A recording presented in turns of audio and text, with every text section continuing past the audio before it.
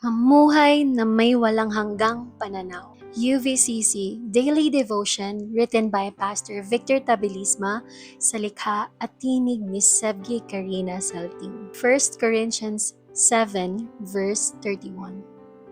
At ang mga gumagamit ng mga bagay ng sanlibutan ay maging tulad ng hindi labis na nakakapit sa mga ito, sapagkat ang anyo ng sanlibutang ito ay lumilipas. Pagbubulay-bulay. Gamitin natin ang mga bagay sa mundong ito ng may tamang pananaw, sapagkat ang tunay na walang hanggan ay nasa Diyos. Sa talatang ito, pinapaalalahanan ni Pablo ang mga mananampalataya na huwag maging labis na nakakapit sa mga bagay ng mundong ito. Hindi niya sinasabing masama ang magkaroon ng ari-arian, trabaho, tagumpay o mga pagpapala. Sa halip, itinuturo niya na ang lahat ng ito ay pansamantala lamang at hindi dapat maging sentro ng ating buhay. Madalas tayong maging abala sa paghabol sa maraming bagay, tagumpay, seguridad, pera, pagkilala ng tao o mga pangarap. Kapag ang mga ito ang naging pundasyon ng ating pagkatao, madali tayong mawala ng kapayapaan kapag nawala o nagbago ang mga ito.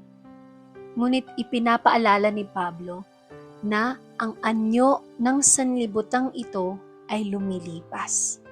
Ang lahat ng nakikita natin ngayon ay pansamantala at hindi magtatagal magpakailanman.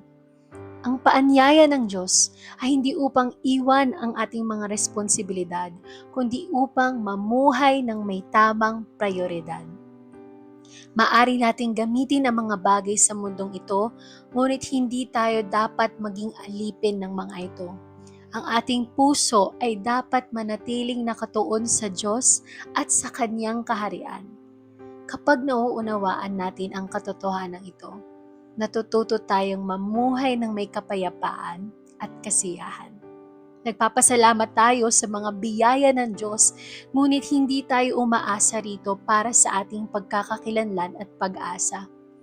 Ang tunay na kayamanan ay hindi nasusukat sa kung ano ang mayroon tayo, kundi sa ating relasyon sa Diyos. Sa bawat araw, magandang itanong, nakakapit ba ako sa mga bagay na lilipas o namumuhay ba ako para sa mga bagay na may walang hanggang halaga? Gagawin ko. Gagamitin ko ang mga pagpapala ng Diyos ng may pasasalamat, ngunit pananatilihin kong ang Diyos ang sentro ng aking puso at buhay. Pagninilay na tanong, may mga bagay ba sa mundong ito na labis kong kinakapitan? Paano ko may papakita ng aking pag-asa ay nasa Diyos at hindi sa materyal na bagay? Ano ang maaari kong gawin upang mamuhay ng may walang hanggang pananaw? Tayo'y manalangin. Panginoon, salamat po sa lahat ng inyong ibinibigay sa aking buhay. Turuan po ninyo akong huwag maging alipin ng mga bagay na pansamantala lamang. Tulungan po ninyo akong mamuhay ng may tamang pananaw at ituon ang aking puso sa inyo at sa inyong kaharian. Naway ang aking buhay ay magbigay ng kaluwalhatian sa inyo at magkaroon ng walang hanggang kabuluhan. Sa pangalan ni Jesus. Amen.